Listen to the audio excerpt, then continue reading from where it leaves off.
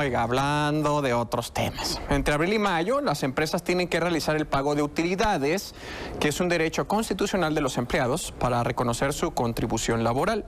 El monto se toma del 10% de las ganancias económicas que obtiene la empresa durante todo un año de operaciones.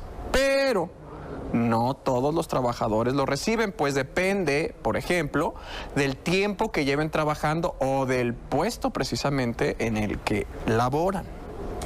Y justamente para hablar sobre este tema, que la verdad es complejo para muchos entenderlo, quién sí recibe, quién no, qué empresa también tiene que entregar esta prestación, digamos, si es que es prestación. Nos acompaña aquí en el estudio Diego García Saucedo, integrante de la Academia Mexicana de Derecho Procesal del Trabajo y socio director de García Velázquez Abogados. ¿Cómo estás? Bienvenido, buenos días. Hola, muy buenos días, muchas gracias por el espacio. No, hombre, gracias a ti. Oye, a ver, estamos hablando de los trabajadores y que para nosotros son los más importantes, pero creo que muchos de las personas que nos ven también tienen negocios, también tienen empresas y también ellos tendrían que saber si son candidatos a entregar el reparto de utilidades. De entrada, las empresas, ¿cuáles son las que sí están obligadas y bajo qué situaciones? Bueno, obviamente el capítulo 8 de la Ley Federal del Trabajo contempla algunos casos de excepción, vamos a llamarle. ¿Qué empresas no están obligadas a otorgar reparto de utilidades? Las empresas de nueva creación durante su primer año de funcionamiento, las empresas que hayan creado un nuevo producto, obviamente registrado, dado de alta, etcétera, durante 2 años mientras se coloca el producto. Otras cuestiones son, por ejemplo, empresas preestatales como el IMSS. El IMSS, pues en teoría no produce utilidades, entonces no es susceptible a pago de las mismas o a repartición de las mismas. Estaba viendo que necesitabas tener una ganancia, por ejemplo, o una utilidad de más de 300,000 pesos como empresa para que puedas también ser candidato. Correcto, ese es el monto mínimo que se tiene que plantear como utilidad. Es muy importante que lo primero que definamos sea qué es la utilidad. La utilidad, en palabras, digamos, sencillas, sería la ganancia verdadera de la empresa. Eso se va a definir a través de la declaración del impuesto sobre la renta. Porque hay egresos, ingresos y lo que sale de diferencia, digamos que es el coeficiente de utilidad. Con base en ello se define si la empresa tuvo utilidad o no. Y como bien lo dice, si esa utilidad no supera los 300,000 pesos, tampoco será susceptible de repartir. Buenos días. Hola, buenos días. Un gusto saludarlo. Oiga, hay gente que pregunta, tanto en el caso que los hayan despedido o que hayan renunciado, ¿les toca algún porcentaje de esto? Hay que tener cuidado. Tenemos que separar a los trabajadores en este sentido en 3 grandes bloques, digamos. Los puestos gerenciales y directivos, no importa la antigüedad que tengan, no importa bajo qué esquema estén contratados, no serán susceptibles de recibir. Ahora, los trabajadores temporales también tendrán derecho a recibir el reparto de utilidades siempre y cuando hayan laborado un mínimo de 6 meses dentro de la empresa. Los trabajadores que vamos a decir son los más clásicos, que tienen una contratación indeterminada, lo único que hay que fijarse es que hayan cumplido por lo menos un año de servicio. Ahora bien, si trabajaron, digamos, medio año, llegan a su anualidad, tendrán derecho a la parte proporcional del ejercicio pasado. Entonces, siempre se define con base en el ejercicio fiscal. ¿Qué quiere decir esto? Incluso si un trabajador renuncia, es separado justificada o injustificadamente, si laboró una porción de ese ejercicio, le corresponde una porción de ese ejercicio. Ok. Pongamos el ejemplo, es el mismo espacio de tiempo que se trabajó y al cual es viable que se le dé un reparto de utilidades.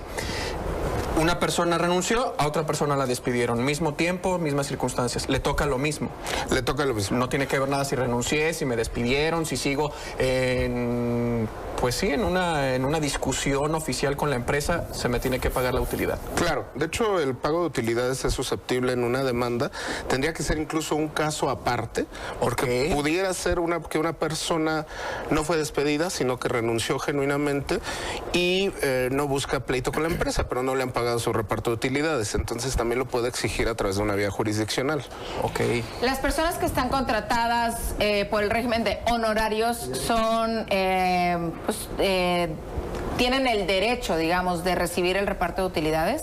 Bueno, ahí caemos en varios supuestos. Hay que tener cuidado en cómo nos están contratando. Okay. Es todo otro tema, pero es que los honorarios precisamente son una función de servicios profesionales. O sea, en teoría no somos trabajadores. Tendríamos que fijarnos primero cuál es el esquema de contratación. Pero vamos a hablar que tenemos una contratación formal, tradicional, correcta. Entonces tenemos derecho. Okay. Oiga, le quiero hacer una pregunta porque ya van varias veces que se repite, me imagino la respuesta. Preguntan mucho acerca de las empresas de seguridad privada, que a final de cuentas dice que si ellas sí están obligadas a pagar su reparto de utilidades, pues sí, ¿no? Sí, claro, porque finalmente si su declaración anual arroja que sí tienen utilidad y supera los 300,000 pesos, tendrá que pagarse. Por ejemplo, solo quisiera aclarar en un caso de excepción que comentábamos, ¿por qué honorarios no? Porque justo el capítulo 8 marca como alguna situación de excepción el hecho de que seamos profesionistas independientes. Claro. Ahí Oye, no hay reparto. Por ejemplo, están preguntando varias personas de diferentes, por ejemplo, decían el de los policías, pero también de call center, de agencias y demás. Pero independientemente de esto, si hay algunas empresas que pues te pueden ocultar ese tipo de información y a lo mejor te pueden decir, uy, no, es que ¿qué creen? Que por pandemia y apenas nos estamos recuperando y no hubo utilidades. ¿Esto lo podemos nosotros comprobar? Claro, la ley marca que el patrón tiene la obligación de entregarle a los trabajadores, preferentemente se estipula que se haga ya sea una comisión mixta de reparto de utilidades. ¿Por qué mixta? Porque hay representantes del patrón y representantes de los trabajadores.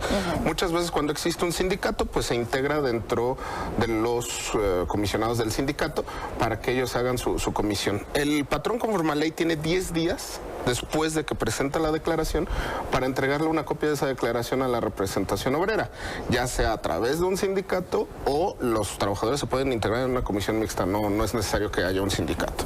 Bueno, entonces tiene que entregársela para que ellos cuenten con un periodo de 30 días, si tienen observaciones, hacerlas directamente a la Secretaría de Hacienda, para decir, oye, ¿sabes que estos números no me cuadran? ¿Cómo que la utilidad es de 1,000,000 de pesos si yo sé que la empresa factura 12? Claro. Por un ejemplo. Y si no hay sindicato, yo puedo ir al SAT y decir, a ver, necesito la información de la empresa donde yo estoy trabajando para saber si hay utilidades o no. Como trabajador individual, no. Es necesario que se integre una comisión mixta de reparto de utilidades. La comisión no necesita... Hay un proceso solemne para integrarse, un acta de integración, bla, bla, bla, pero son documentos internos. Realmente no tiene que intervenir fedatario ni nada. Y la comisión sí puede ir ante la Secretaría de Hacienda a decir, oye, yo detecto irregularidades. Y ojo, eso no detiene el procedimiento de reparto. ¿Es correcto y tiene que ser así, que se pueda entregar el reparto de utilidades en 2 presentaciones, en 2 partes? Puede ser. Digamos que la única regla es que para los trabajadores activos tiene que ser a más tardar el último día de mayo y para los trabajadores que no están activos a más tardar el último día de julio. Ok. Si no lo reciben en estas fechas, entonces que se vayan, lo que estamos viendo en pantalla, la Procuraduría Federal de la Defensa del Trabajo para hacer la denuncia. ¿Qué documentación necesitaría para poder levantar una denuncia? Realmente el trabajador no necesita documentación alguna para levantar una denuncia. Realmente lo único que tiene que hacer es acreditar que es trabajador de esa empresa. ¿Cómo lo acredita? Puede ser con su alta del Seguro Social, con su credencial del trabajo. Digamos que no es una situación todavía de probanza. De eso se encargará la Procuraduría precisamente. De si detecta alguna situación, va a demandar a la empresa y la empresa será la que tendrá que acreditar vía los tribunales que el reparto se hizo de manera correcta. Perfecto. Diego García Saucedo, gracias por haber estado con nosotros, como siempre un gusto, muy claro, y pues bueno, si tienen alguna duda, ¿en dónde te contactan? ¿Redes sociales? Muchas gracias, estamos en Facebook y Twitter como García Velázquez Abogados. Perfecto, ahí está, para que lo puedan contactar, son cosas que luego se quedan con muchas dudas. Que tengan muy buen día, Diego. Igualmente, gracias. 9 con